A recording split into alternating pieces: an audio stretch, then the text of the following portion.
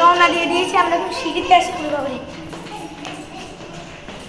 চলো আমি একটু ছোট তো, তার উপরে আমার কাছে ক্যামেরা স্ট্যান্ড নেই, না হলে আমি বাইকের উপরেও ব্লগ করতাম, বাট সেটা পসিবল না।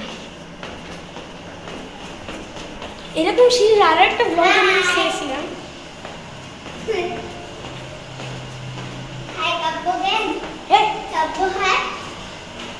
ভয় লাগছে, অন্ধকার, তোমাকে দেখা যাচ্ছে না, নিচে চলো। আরে করতে নিচে চলো কেন, চলো সেটাই বলো। সবাইকে পিছনে ফেলে আমি মোবাইল নিয়ে আসছি, চোর যেন আমার থেকে না নিয়ে যায়। চোর নিয়ে গেলে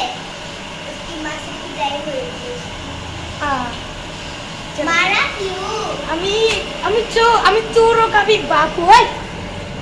চলো চলে আসছি এখন আমরা, আসো গ্যারেজে যাই আমাদের। চলো যদি ব্লগে আসতে চাও তাহলে গ্যারেজেও যেতে হবে। আরে রে ধাক্কা দিচ্ছ কেন?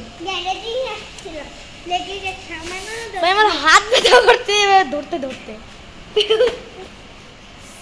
এসব আমি ওর উপর করে রাখতে পারতেছি না গাই।